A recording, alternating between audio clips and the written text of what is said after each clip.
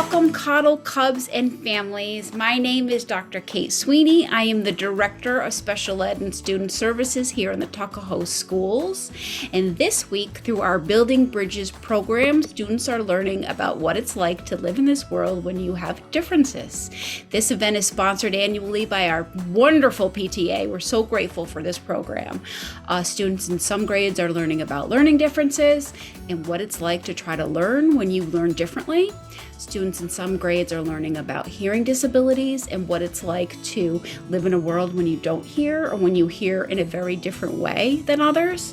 And students in our fourth grade are engaging in activities and presentations and learning about physical disabilities, either physical disabilities that you are born with or that you acquire because of something that's happened over your lifetime.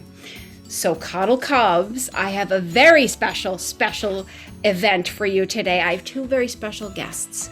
I have a Paralympian high jump gold medalist and a rock star orthopedic surgeon who cures cancer. So without further ado, Coddle Cubs, I would like to introduce you to Sam Grewe, who is our Tokyo Olympics 2021 high jump gold medalist, now a medical student here today. And I have Dr. Kurt Weiss, a world-renowned orthopedic oncologist who helps to cure cancer in children and families. World-renowned. We appreciate them both. I'm blessed to call them both my friends. So, gentlemen, what I'd like to do today is give you both, first of all, thank you for participating and helping our Coddle Cubs understand what it's like to live with a physical disability and difference. I'd like to give the opportunity for you both to share your stories about how it came to be that you have a physical difference and what life has been like for you. So how does that sound? Great. Sam, Great. you'd like to begin? Absolutely. Okay, so I am going to present my screen. Okay.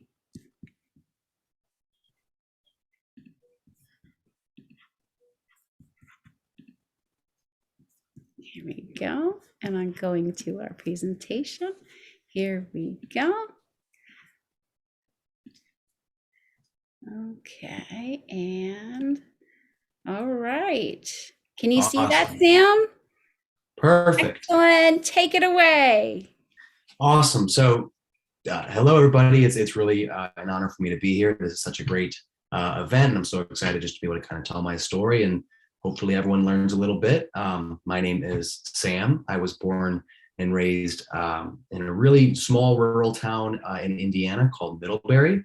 And growing up, I played a lot of sports. That was what I enjoyed doing. So whether it was baseball or football or basketball or soccer, it was just sports year round. Come to my seventh grade year, I began experiencing sort of a pain in my leg. And so, what do you do when you're experiencing some pain? You go to the doctor. And when we went to the doctor took an x-ray and some scans and found that there was a disease in my leg called cancer. And that's, a scary disease. And there's a lot of treatment that I had to go through, to take care of the cancer. I had to, work with people like Dr. Weiss to make sure that it was all taken care of. And part of that process was doing a surgery on my leg that removed a portion of the leg. And it was a really cool, rare procedure called rotation plasty, where basically my ankle now serves as my knee. It was rotated around and kind of, lifted up so that my ankle can function just as my knee would. Just like Khadija has actually, Yes. Which is super cool. And it's a really, really exciting procedure just to think about how innovative it is. But, one of the things that was especially difficult at this time was I was 13 years old, having to relearn how to walk. Here on the left, you can see some of my first steps while I was, still hooked up to my chemo. And on the right, just getting fitted for my first prosthetic. But I worked really hard. I was determined to return to sports, and that's what I did. I started off by trying out for my high school basketball team and made it onto the team and loved it. And then I went and played lacrosse for my high school here on the left, and then football as well on the right. And it was just so great to be, back playing sports again. And all my friends were so excited, especially with this cool piece of technology that I had serving as my leg. But where I really had the most fun was in adaptive sports, in Paralympic track and field, where I fell in love with high jump, which is basically exactly what it says. You just run up, jump as high as you can, and get over a bar. And whoever jumps the highest wins. And that's exactly what I did this past summer in Tokyo, when I won this big old gold medal here, which is just, really, really exciting for me, a culmination of so many things. I wish I could hand it around because it's astonishingly heavy. That's always the first reaction. It's just the sheer weight of it. But this marks the 10th year after my surgery. And so, to win the gold medal 10 years out is really so exciting. And now I'm in a position where I'm still training, still competing, but also a medical student, where I look forward to, hopefully doing the same procedure on others someday that I had done on myself. And that's pretty much the Spark Notes version of my story. I'm sure we'll be talking about it more soon. Great.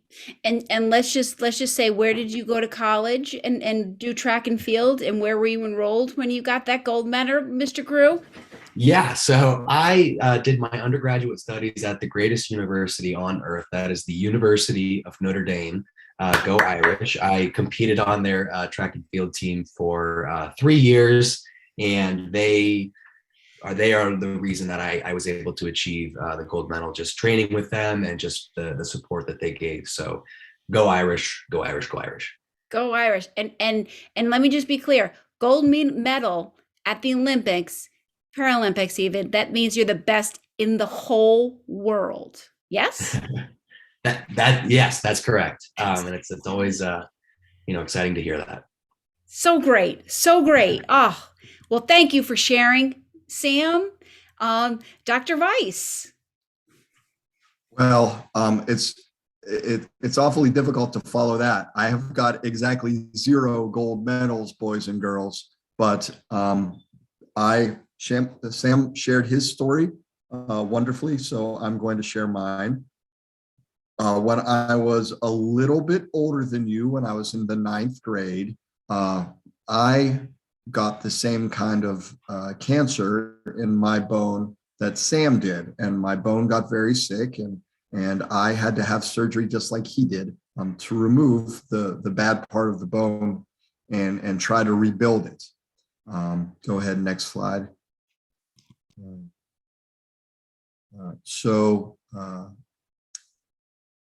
Basically what happened was that I had some complications. What does that mean? Well, these surgeries, like the one that Sam had and the ones that I do on different people with bone cancer, most of the time they go pretty well, but not all the time. Sometimes there are problems. And a big problem that can happen is you get an infection. Like, I'm sure maybe you've had a bad cold or an earache or a cut that gets infected. Well, that's what happened with me. I had a cut that got infected, and it was pretty bad too. And actually, while I was at the University of Notre Dame in the band with Dr. Sweeney, who at that time was Katie Barton, I had to have part of my leg removed. Not so different than what Sam did, although I wasn't able to use my ankle as my knee. I just had my leg taken off from above my knee. And I'm happy to say that although that's a big deal, and although walking with a prosthesis every day is a big deal, I can still do everything that I need to do and that I want to do. I just probably do it a little bit differently than you guys do.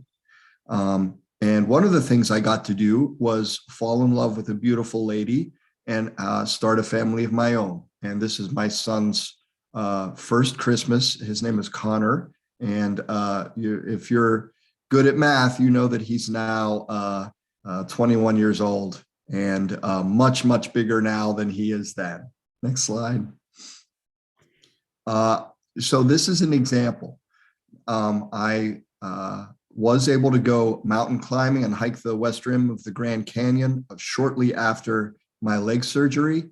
And I probably didn't do it exactly the way you would do it, or that Sam would do it, or that I had done it before my leg surgery. But I did get it done. And that's sort of the way it goes with people who have physical disabilities. They can probably do just about everything you can. They just looks a little bit differently when they do it, or they have to think about things a little bit differently than you do. Next slide. So here is a picture of me as a patient in Boston when I was 15 years old. And then on the right picture is me with a patient of mine whose name is also Katie. And she is a sophomore at West Virginia University now. And she's going to be a nurse, and she survived her bone cancer, and she was able to keep her leg, and she has done really, really well. And she's very special to me. Next picture. This is me and my partners. Everybody needs teammates, right? Sam had teammates on the Paralympic team that helped him to do his best job and helped him to get that gold medal. And surgeons have teammates in the operating room. And these are my teammates, Dr. McGowan, Dr. Goodman, who are also my teachers. This guy in the middle of the picture on the left is a very special guy named Henry Mankin. He was my surgeon. He did a number of my operations. And he's also a very, very, very famous guy. And he helped to found the Musculoskeletal Tumor Society. So without getting too boring, before many years ago, there weren't any doctors that specifically took care of people with cancer in their bone. But Dr. Mankin said, well, I think we should really figure out how to do that. And so he basically started out this whole field of medicine on how you look after people with cancer and bad diseases in their bone. So a really, really special and super guy. I think boys and girls, as you go through your lives, you're going to find that there are special teachers that really make an impact on you. And he was a special teacher to me. Next slide. And this is me doing what I love to do, operating and taking care of people with cancer. Is that it? Or is there more? Terrific. I think that's it. All right. Yes. Oh, great job, gentlemen. Great job. So I do have some questions for you.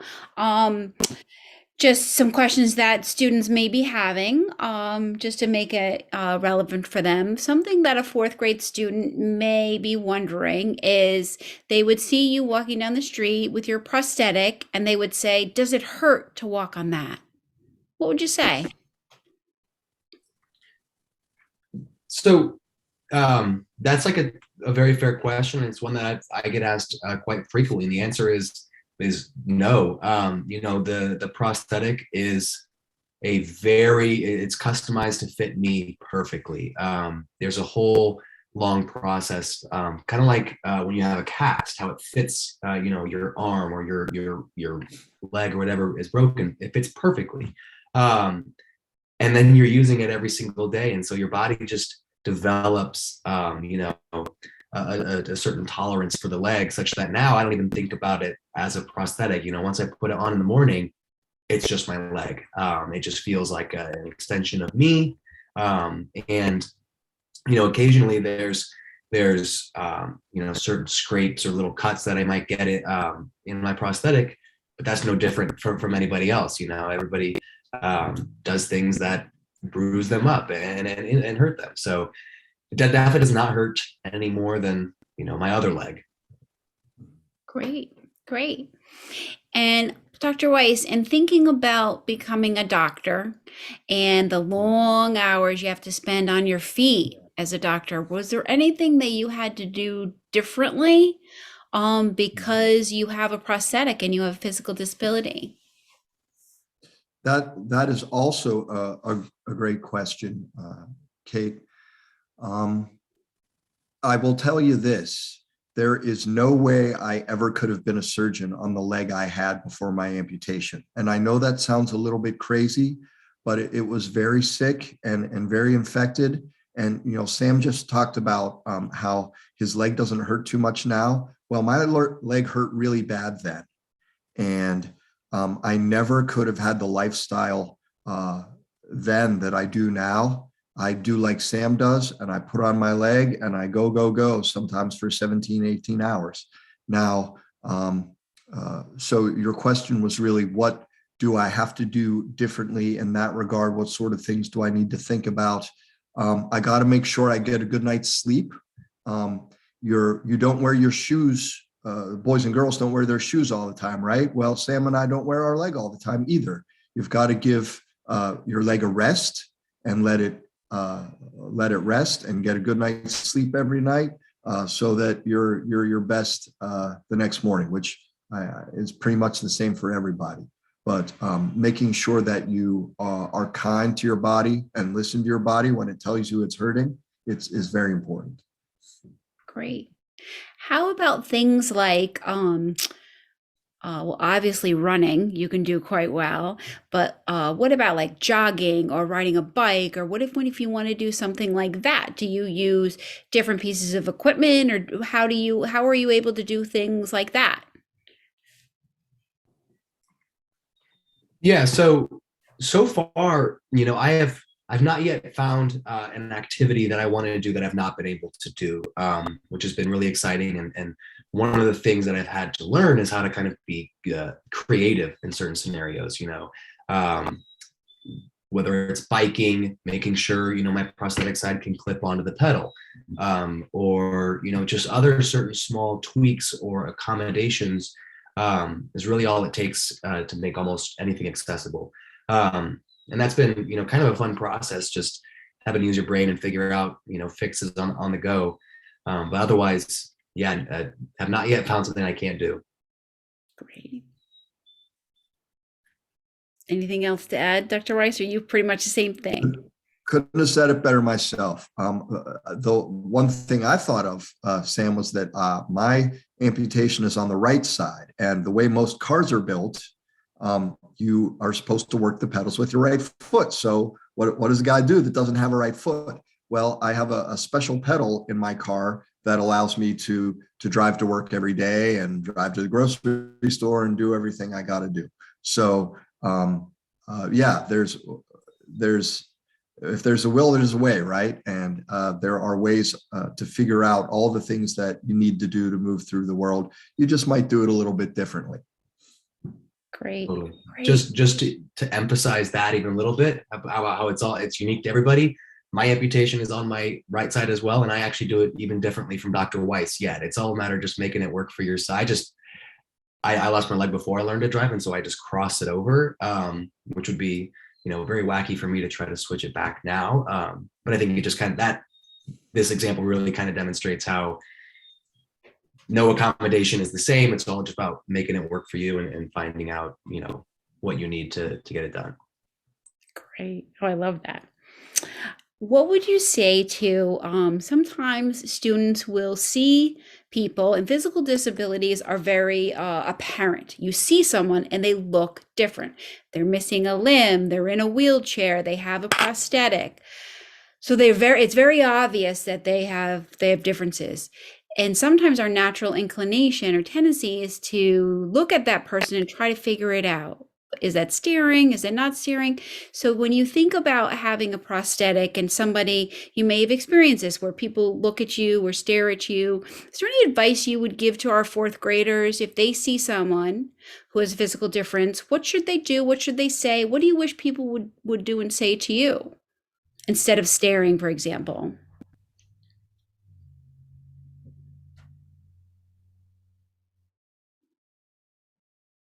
Well, I don't know that staring can always be helped. It's like you said, Dr. Kate, it's sort of a natural reaction. But what I would encourage the young men and ladies to do is, if they've got questions, to not feel bad about asking them.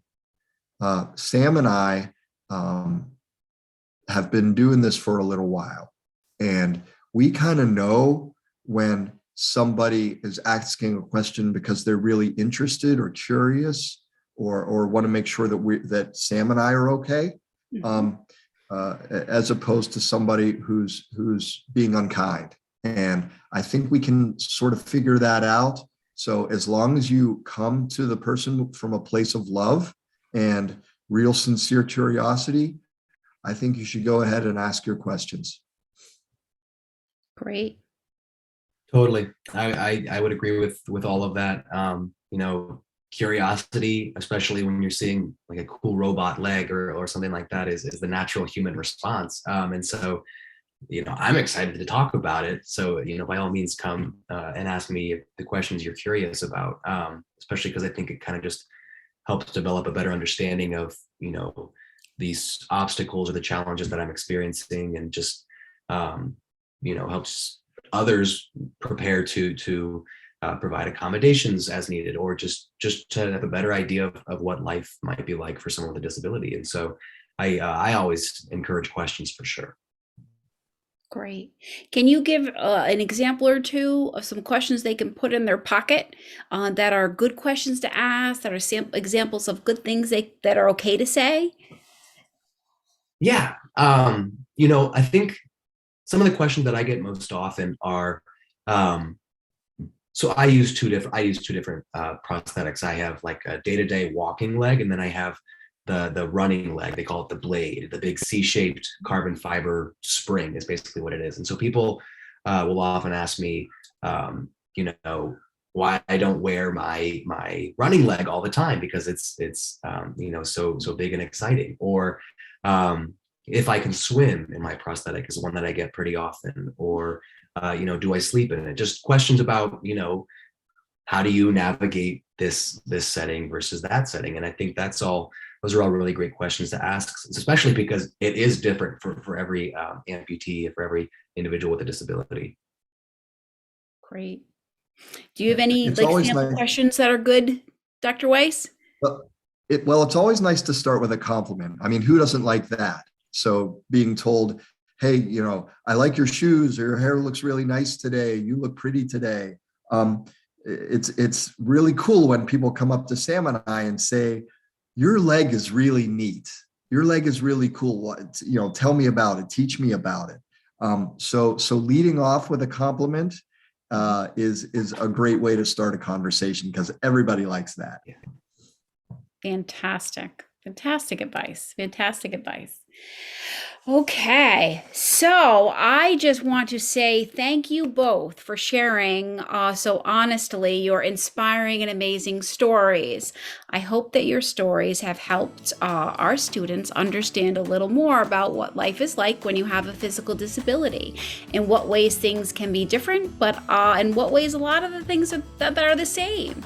I really appreciate you also giving some advice to our students about how to interact with someone who has a physical disability so that they can continue to be inclusive and compassionate to those who have differences in the world around them. Really appreciate that, gentlemen. So with that, I want to say thank you both again so much from our Coddle family to you and to everyone. Good night. Good night.